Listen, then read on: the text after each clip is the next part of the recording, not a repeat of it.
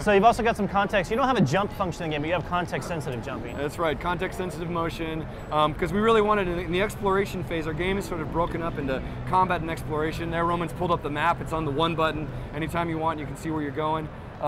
In the exploration phase, we really wanted to let you focus on just getting around, exploring the environments, finding cool pickups, and looking around instead of jumping puzzles in first person, those are really fun.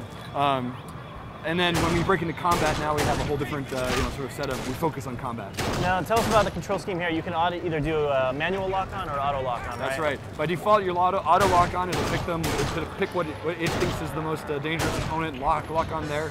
You can unlock in this mode by holding Z if you want. We have a manual mode that inverts that and gives you more control. You can also at any time tap Z to pick targets as you go along. What happens if you've got a guy attacking you up front and somebody attacking you from behind?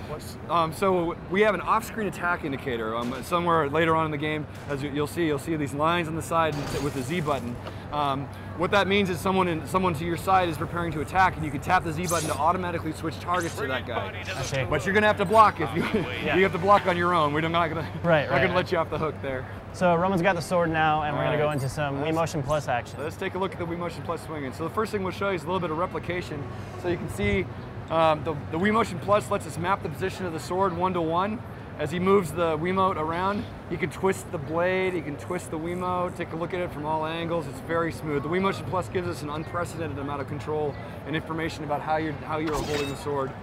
And as you can see, you just swing the Wiimote like a sword. You just treat the Wiimote as if it was a weapon. Yeah, and it's also measuring not only your angle, but your speed, right? That's right. That's right. We have a variety, the different gradations of attack. That's a light slash there, but if you swing it harder, bam, it's going to give you a lot more damage. There are enemies later on that require that kind of hard slash.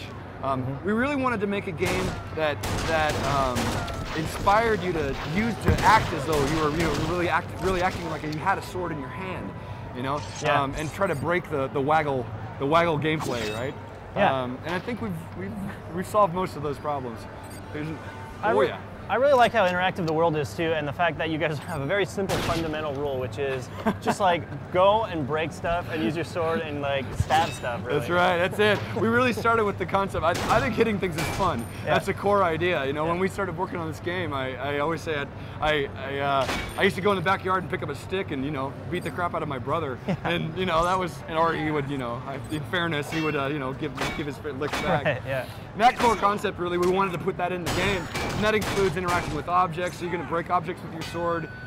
You'll see in a minute you're going to open doors with your sword, and as much interactivity as we can using that physicality. That's really how we wanted to focus our play. One thing I've noticed too is that in the first game it was very much separated. Oh yeah. So you can do finishers, but in the first game it was very much separated from gunplay, swordplay, gunplay, swordplay. It was like almost on a track. That's right. That's not the case at all here, right? That's not the case.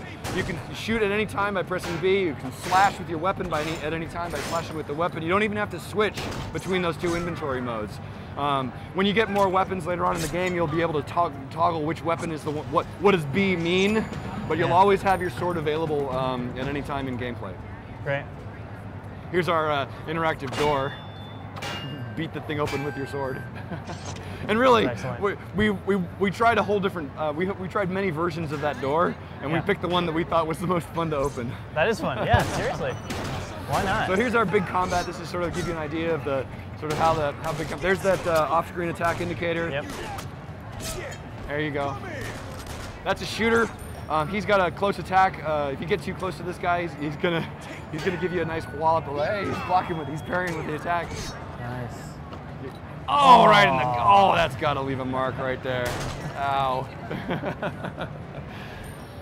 This is our armored guy. He was in the previous fight. You probably saw him. You have to peel off the armor before you can shoot him, or before you can hit him with any light sword. Once you get that armor off, he's fully vulnerable. There'll be other enemies later on in the game where the armor will stay with and that sort of thing. Fantastic. This guy's about to, This guy's doing a directional parry. They're doing a directional attack. When you see that red glow behind the character, it means he's going to come at you vertically or horizontally, and you have to match the position of the Wiimote to match that attack.